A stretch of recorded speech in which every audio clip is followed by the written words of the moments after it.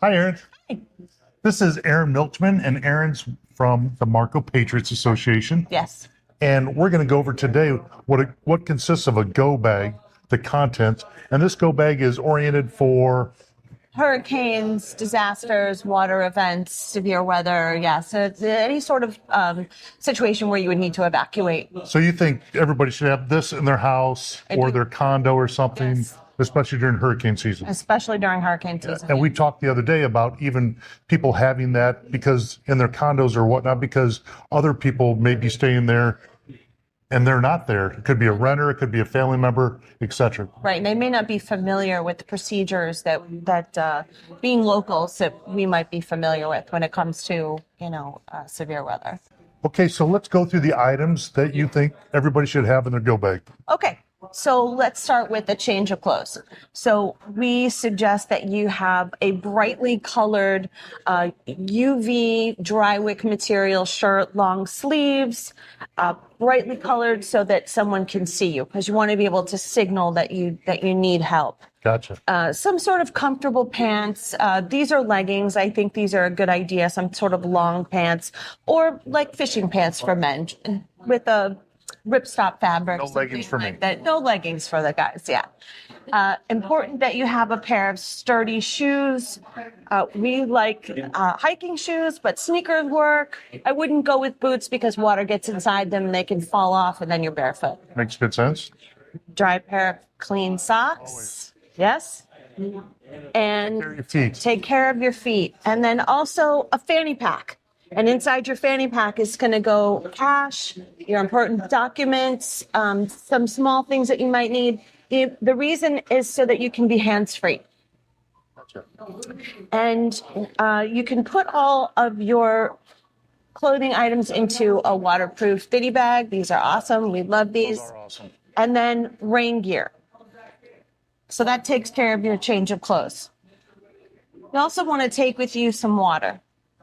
Now, FEMA says you should have 1 gallon of water per person per day in a disaster situation. They recommend a minimum of 3 days. They suggest 7 days.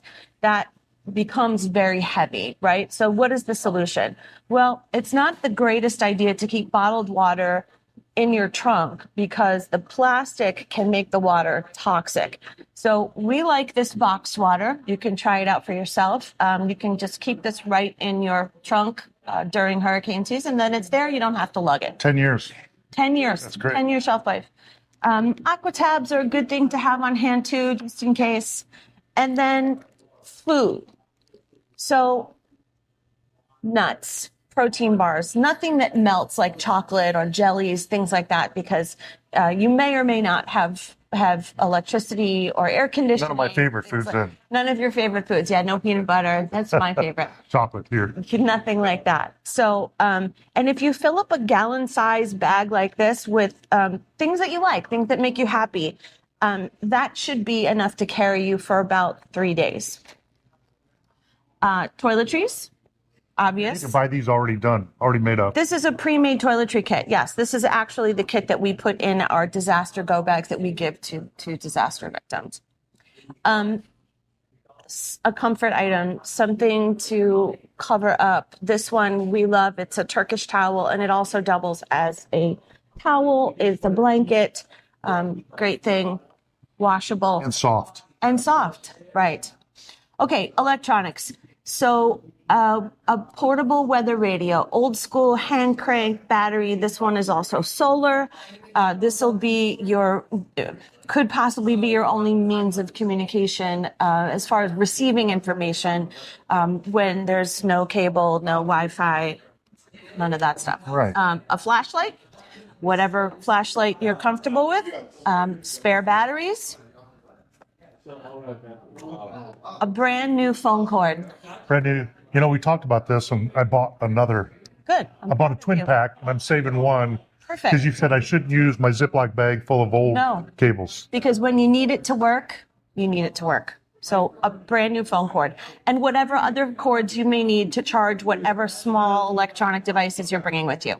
Speaking of small electronic devices, this could possibly be the most important thing that you bring other than water. And this is an external battery for small devices, specifically your phone.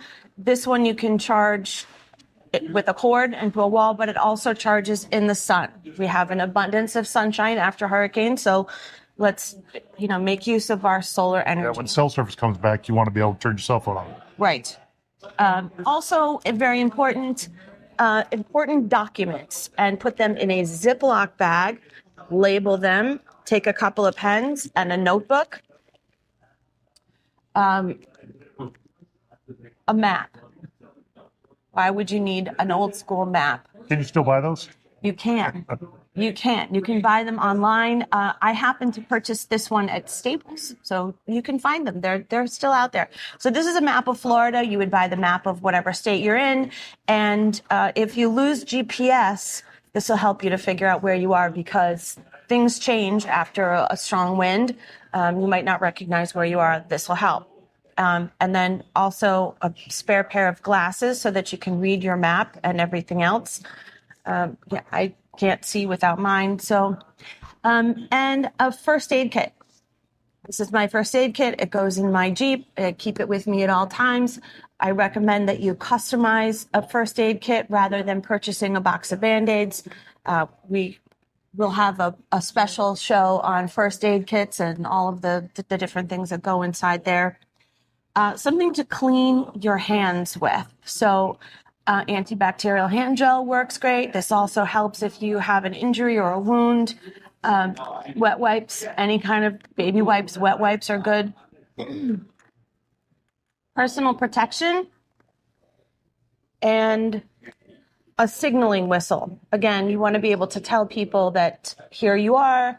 I won't blow this, but it's nice and loud. I keep this one on a lanyard, so it goes on my neck. So these are with me That's pepper spray. This is pepper spray. Okay. Yeah, personal protection. Could be from animals, could be from, whatever. I also recommend that you bring crossword puzzles or a deck of cards or something to keep you busy that's not dependent on electronics, because you could very well have several days, could be several hours, could be days of not much to do. And then lastly, and very importantly, is a PFD, so a personal flotation device. This is mine. They range in prices from $10 to $500. Really, a $10 orange life jacket from Walmart, it does just fine. This is an inflatable. This is an inflatable, yes. But you can wear that and still operate, move around, and it doesn't interfere. It's not so bulky, it doesn't interfere. But in a pinch, you could most certainly use something inexpensive. Could save your life. Gotcha. And so all of this fits in a backpack. Is that correct? Right. So can you use a tote bag? Of course you can. You could even put it in a plastic bucket. But we found that the easiest way to carry all of your gear is to put it in a backpack. Now, I'm over 50. I'm not in the best shape of my life. This helps to center it on my back. It allows me to have my hands free.